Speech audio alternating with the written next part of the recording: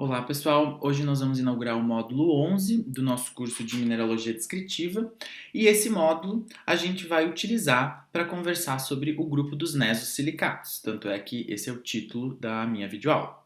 Esse é um grupo interessante porque até então a gente tem dado muita ênfase na estrutura cristaloquímica, como os arranjos poliédricos se organizam para gerar uma estrutura tridimensional que, por sua vez, gera um grupo específico de silicatos.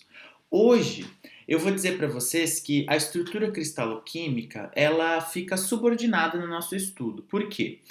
Porque o grupo dos nesosilicatos possui uma estrutura cristaloquímica muito simples, não é tão complexa de ser entendida. Então eu vou utilizar um dos minerais que faz parte do grupo dos nesosilicatos para a gente trabalhar a estrutura cristaloquímica. Rapidamente vocês vão conseguir entender porque ela é uma estrutura muito simples quando a gente compara com as outras que a gente já viu.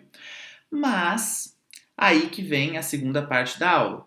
Esse grupo, embora tenha uma estrutura cristaloquímica simples de se estudar, existem várias espécies importantes, interessantes e passíveis de serem reconhecidas em microscopia óptica. Então a gente vai trabalhar rapidamente com a estrutura cristaloquímica e depois nós vamos utilizar o nosso tempo para discriminar todas as espécies minerais que nós conseguimos reconhecer ao microscópio desse grupo específico. Beleza?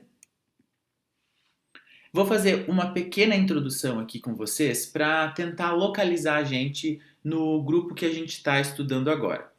Então nós temos que a crosta terrestre, a porção mais externa do nosso planeta, possui essa composição mineralógica. Então não é novidade para nós que a crosta terrestre possui muito plagioclásio, muito feldspato alcalino e muito quartzo. Isso tudo está sobretudo concentrado na crosta terrestre, mas também temos muito plagioclásio na crosta oceânica.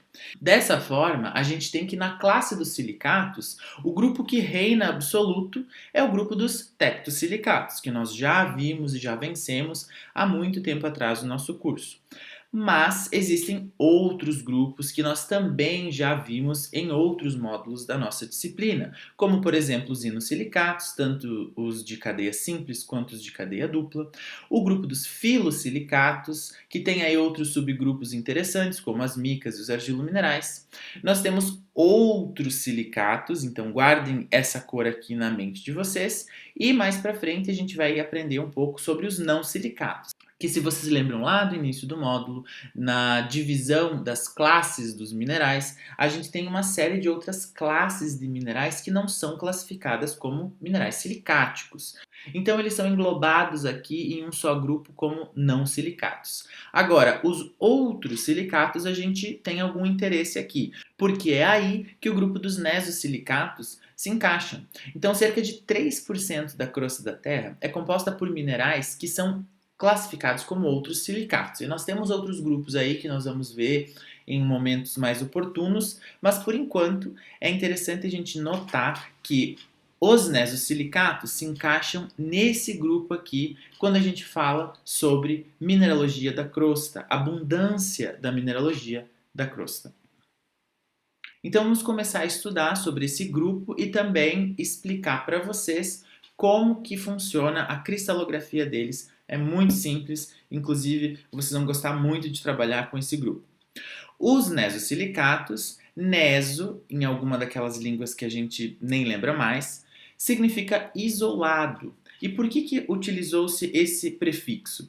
Porque os tetraedros de silício, a nossa unidade fundamental da classe dos silicatos, que a gente está careca de saber que existe, eles não compartilham nenhum oxigênio com nenhum tetraedro vizinho. Eles vão se ligar exclusivamente por ligações iônicas através de cátions intersticiais. Então vamos primeiro imaginar os tetraedros de silício. Não vou explicar o que é um tetraedro de silício, porque os vencedores que chegaram até aqui já têm em mente como que funciona a estrutura, que o silício está no centro, que os oxigênios estão nos vértices de um tetraedro imaginário e assim por diante. Até esse momento do curso, a gente tem trabalhado com polimerização, no sentido de os tetraedros dividem os oxigênios que estão em seus vértices, ou o oxigênio apical, aquele que fica no topo do tetraedro, ou todos os oxigênios da sua base, ou um por vez. Enfim, a polimerização gera grupos diferentes. Já os nesosilicatos não compartilham nenhum oxigênio com nenhum tetraedro vizinho. Se nós pensarmos eletronicamente, o tetraedro ele é negativamente carregado. Então, para virar um mineral, para nós gerarmos um mineral dessa estrutura, nós precisamos neutralizar essas cargas. Como que essas neutralizações vão acontecer dentro da estrutura cristaloquímica? Esses tetraedros vão se ligar com outros cátions intersticiais. Literalmente, cátions que vão ficar entre os tetraedros vão atuar como esses neutralizadores de carga, porque eles vão utilizar os elétrons que sobram na estrutura do tetraedro. A depender dos cátions intersticiais que vão estar ocupando os lugares na estrutura cristaloquímica, nós temos subgrupos diferentes. Então, os nesosilicatos, eles são divididos em grupo da olivina, nós temos 2 minerais principais, mas não são os únicos. O grupo das granadas tem várias. O grupo dos aluminosilicatos, um grupo muito importante. O zircão, titanita, estaurolita, cloritóide e topázio, que são variedades de minerais, não são grupos de minerais, mas também são classificados como nesosilicatos. E, finalmente, as imagens estão tentando exemplificar um único tetraedro de silício. Então, quando a gente trabalha com a polimerização dos silicatos, quando a gente tem em mente apenas um tetraedro de silício, que é a nossa unidade fundamental, é a mesma coisa que ter em mente a estrutura cristaloquímica, ou pelo menos a menor porção da estrutura cristaloquímica de um nesosilicato, porque nada mais é do que apenas um tetraedro de silício. E a imagem menor aqui está servindo de maneira subsidiária para a gente relembrar as diferenças entre os raios iônicos dos cátions e dos ânions. Então agora a gente tem uma noção de como que é a estrutura fundamental, o tetraedro de silício. Vamos virar essa estrutura, vamos observar ela em planta. Vamos observar ela sob outra perspectiva. Então nós temos aqui os nossos tetraedros de silício. Então vocês vejam que o tetraedro de cor meio amarela, meio laranja, tem as linhas sólidas, porque isso significa que o oxigênio apical ele está saindo da tela, está se aproximando de nós. O tetraedro que tem essa cor meio azulada possui as suas linhas tracejadas, porque isso significa, isso representa que o tetraedro está virado de cabeça para baixo. Então é como se a gente estivesse olhando a base e o oxigênio apical está se afastando de nós, está saindo da tela do outro lado do computador, digamos assim. Porque é assim que eles se organizam, os tetraedros se organizam tridimensionalmente dessa maneira, no grupo dos nesosilicatos, e entre os tetraedros nós vamos encontrar cátions intersticiais, que estão sendo representados por essas esferas verdes aqui. Então, em um primeiro momento, não tem nenhum juízo de valor, nós não precisamos saber que tipo de cátion é, não precisamos saber que tipo de coordenação existe, nós não precisamos saber de nada nesse primeiro momento. O que a gente está tentando passar para vocês agora é essa primeira imagem do grupo dos nesosilicatos. Tetraedros alternados, tridimensionalmente, claro, né? Um de cabeça para cima e um de cabeça para baixo, como vocês queiram imaginar, que não se encostam, que não dividem os oxigênios dos seus vértices. E agora a gente vai, com esse conhecimento, tentar entender quem são esses cátions intersticiais. Nós vamos trabalhar com a fórmula geral dos nesosilicatos. É uma fórmula relativamente simples, porque a gente tem que levar em consideração aquelas mesmas regras físico-químicas que a gente tem trabalhado desde o início da disciplina. Então, primeiro, o tetraedro de silício. Depois nós temos aqui lugares que a gente chama de A e B na fórmula geral, que preferencialmente vão ser ocupados por cátions bivalentes, no caso do A, e cátions trivalentes, no caso do B. E os lugares X e Y, nós temos preferencialmente cátions grandes aqui no lugar X e cátions médios no lugar Y. E notem que eu estou chamando de lugar porque não são sítios catiônicos. São apenas lugares que a gente tem que colocar na fórmula química dos nesosilicatos os elementos que compõem aquele particular mineral. Mas, na verdade, os silicatos eles têm 2 sítios específicos, além do sítio tetraédrico, que são muito semelhantes entre si. Então, a gente, nesse momento, se fosse só classificar em relação a sítios, seriam dois. Mas a fórmula geral engloba espaços específicos para cátions diferentes tamanhos e diferentes estados de valência. Isso vai gerar, como a gente já comentou anteriormente, os mais variados subgrupos. Então eu destaco aqui para vocês os grupos mais importantes e também aqueles que são passíveis de serem identificados em microscopia óptica. Então nós temos o grupo da olivina, que é composto principalmente, porém não exclusivamente, por forsterita e faialita. Então são membros finais de uma solução sólida, compostos principalmente por magnésio e ferro. Temos o grupo da granada, que existe aí uma variedade um pouco maior de espécies de granada. Então eu peço que vocês sempre olhem a fórmula para ver o que existe de diferente, porque como são granadas, estão no mesmo grupo. Então elas vão ter aí os tetraedros isolados de silício. O que é interessante é notar que existem cátions que estão ligados principalmente a alumínio ou estão ligados principalmente a cálcio. Então, a gente vê isso depois. O grupo do zircão só tem o zircão, então nós podemos trabalhar apenas com o mineral. O grupo dos aluminosilicatos são 3 polimorfos: andaluzita, silimanita e cianita. Temos o topázio e a estaurolita também, vamos ver depois. E também conseguimos identificar em lâmina, claro, em microscopia óptica, né? A titanita e o cloritóide. Então são esses os grupos ou subgrupos principais dos nesosilicatos e aqueles que a gente vai trabalhar individualmente hoje na nossa videoaula. A começar pelo grupo da olivina. Então a olivina é um grupo de minerais muito semelhantes entre si, então é muito difícil, muito raro a gente conseguir fazer uma divisão com um certo grau de certeza em relação a qual membro do grupo da olivina a gente está trabalhando em lâmina. Mas é super tranquilo e super fácil de identificar que sim, é um membro do grupo da olivina. A olivina é, claro, um membro do grupo dos nesosilicatos e nós vamos ter na estrutura cristaloquímica dela, assim como em todos os outros membros do grupo dos nesosilicatos, tetraedros de silício que não dividem os seus oxigênios com nenhum outro vizinho tetraedro. Mas daí, o que acontece? Nós temos tetraedros de silício isolados que não dividem oxigênios com nenhum de seus vizinhos tetraédricos. E nós temos cátions intersticiais que vão entrar ali entre as estruturas tetraédricas para eliminar essas cargas. Esses cátions eles podem estar coordenados de maneiras diferentes.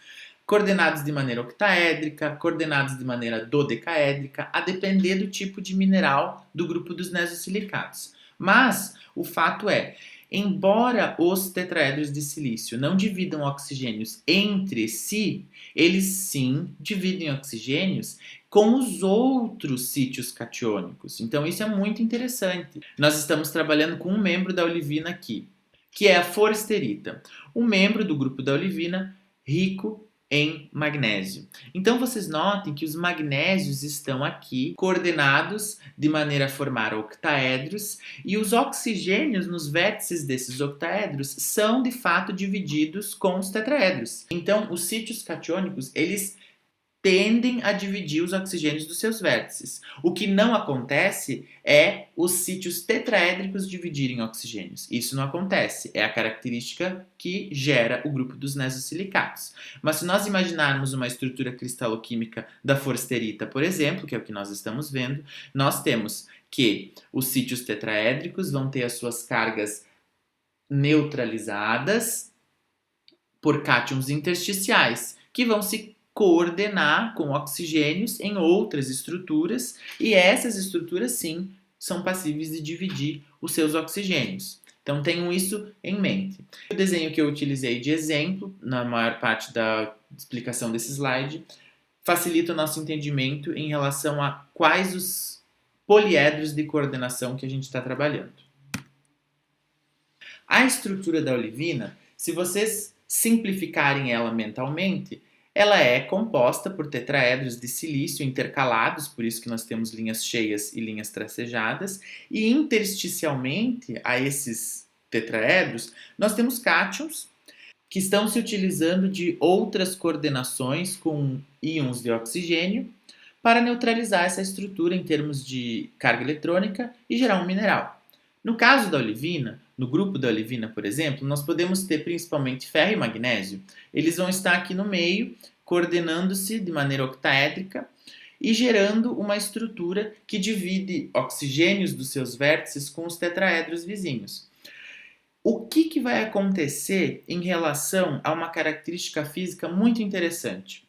As ligações químicas, elas são igualmente fortes em todas as direções, por causa da maneira com que essas ligações são configuradas. Então isso gera uma característica muito interessante no grupo da olivina, que é a fratura conchoidal. A fratura conchoidal, na verdade, é um tipo de fratura específica que a gente consegue visualizar com facilidade, só que ela é resultante dessa característica cristaloquímica. Como as ligações elas são igualmente fortes em todas as direções, não existem planos de fraqueza específicos. E quando vai acontecer uma partição, não ocorre de maneira ordenada, resultando em uma fratura, que a gente classifica como fratura conchoidal. Esse desenho exemplifica com perfeição o que está acontecendo e é um reflexo da estrutura cristaloquímica desse grupo específico de nesosilicatos. Isso acontece por causa da força das ligações químicas, que são iguais em todas as direções. Então, agora que a gente sabe um pouco sobre a estrutura cristaloquímica do grupo da olivina e, de maneira geral, do grupo dos nesosilicatos como um todo, eu vou comentar com vocês algumas especificidades da olivina. Primeiro que o membro mais rico em magnésio da olivina a gente classifica como forsterita e o membro mais rico em ferro a gente classifica como a faialita.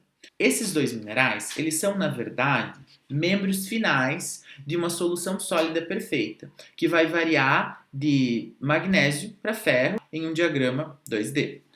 Existe uma incompatibilidade térmica entre o quartzo e a olivina, e a gente vai ver isso com mais detalhe num gráfico mais para frente, mas é muito óbvio de entender essa incompatibilidade térmica, porque o quartzo tipicamente se cristaliza nos estágios finais, ou seja, menores temperaturas, e a olivina se cristaliza nos primeiros estágios. A olivina é um dos primeiros minerais do grupo dos silicatos a se cristalizar em um sistema ígneo.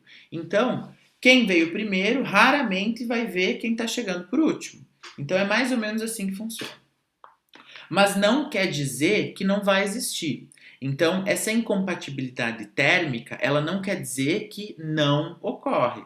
A faialita, que é o membro mais rico em ferro do grupo da olivina, pode sim coexistir com o quartzo em rochas específicas, ao contrário daquela incompatibilidade química que nós conhecemos entre o quartzo e os feldspatóides.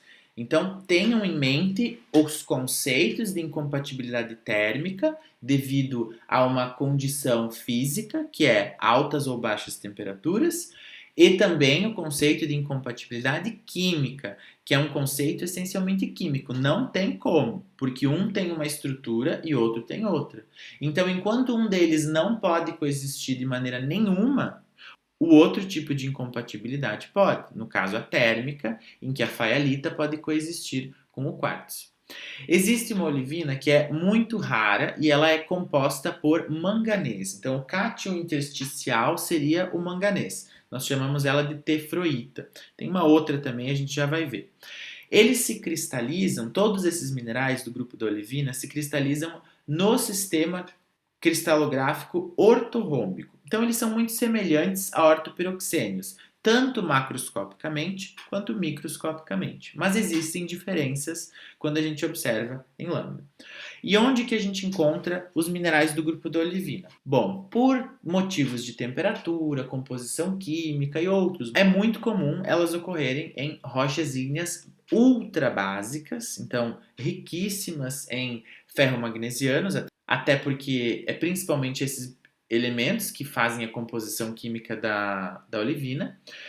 Rochas ultrabásicas como peridotitos e dunitos, podemos encontrar sim em rochas básicas como basaltos e gabros, principalmente gabros, e até mesmo em rochas intermediárias. Mas notem que a afinidade química da olivina vai estar mais relacionada com magmas e rochas ultrabásicos. Por quê? porque nós precisamos dos materiais corretos para fazer a estrutura de uma olivina, que é principalmente magnésio e ferro.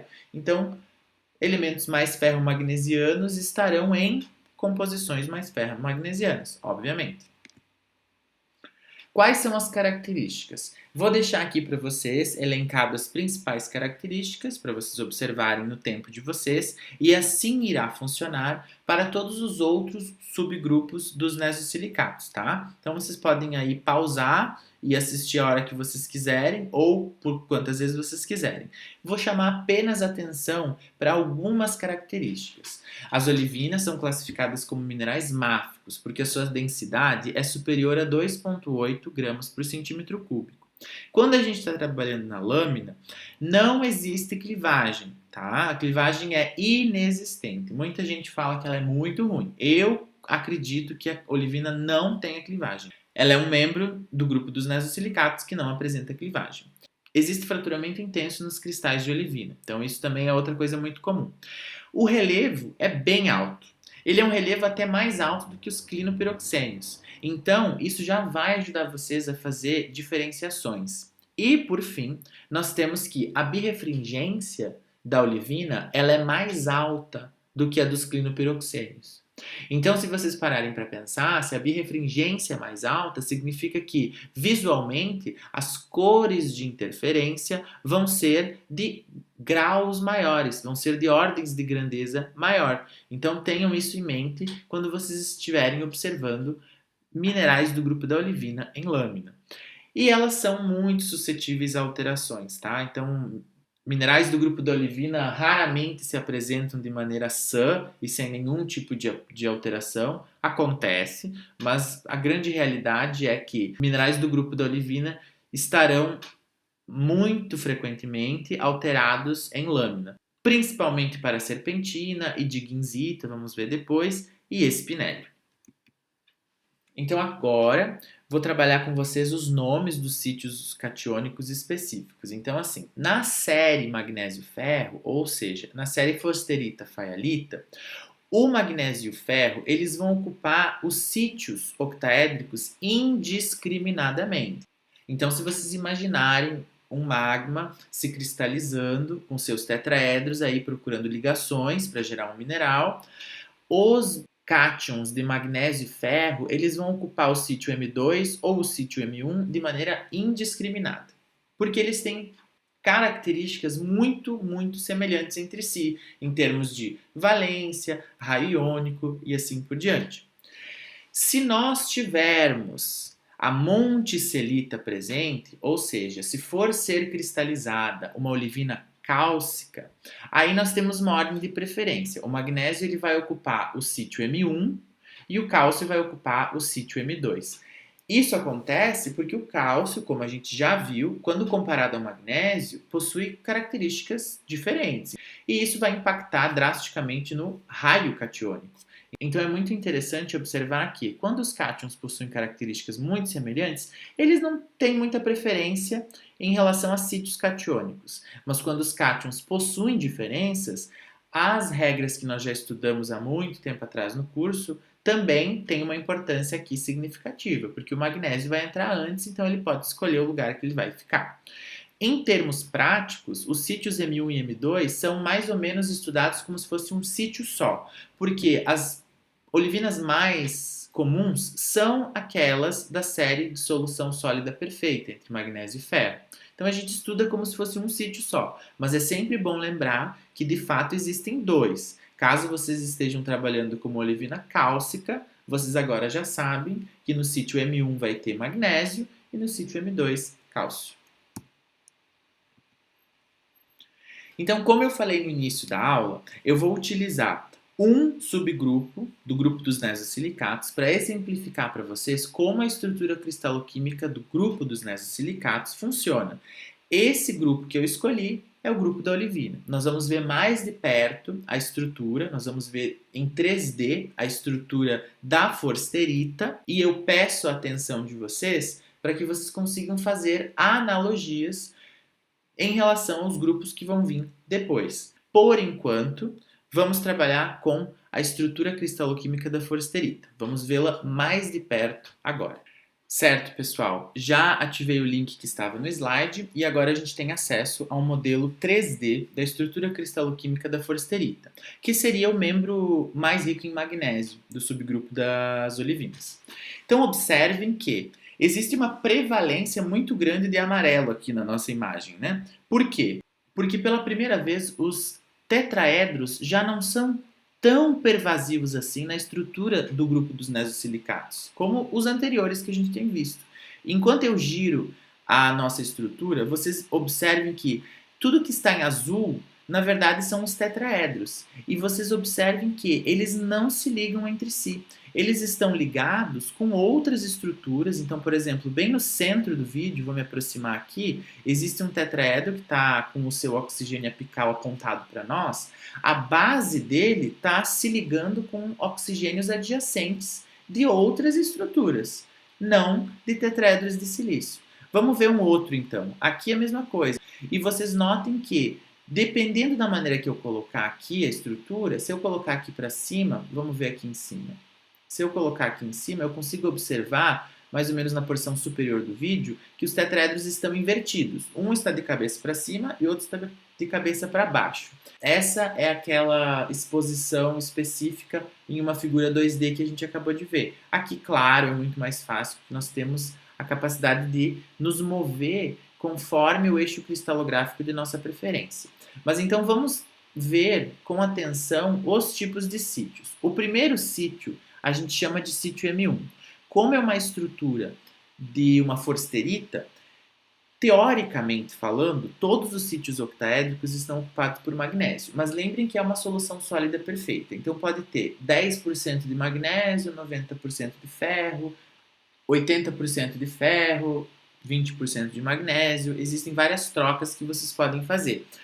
Os sítios eles são utilizados de maneira indiscriminada, mas é interessante observar que o sítio M1 está aqui, com o número 1 em cima dele, obviamente, e o sítio M2 a mesma situação, que é o sítio octaédrico M2, e se vocês notarem, ele é levemente maior, tá? Na estrutura da forsterita e da faialita, isso não vai fazer muita diferença, porque os cátions que ocupam esses sítios são muito parecidos. Mas se nós estivéssemos trabalhando com a monticelita, o cálcio iria entrar no sítio M2 justamente por isso, porque o sítio M2 consegue englobar cátions um pouquinho maiores.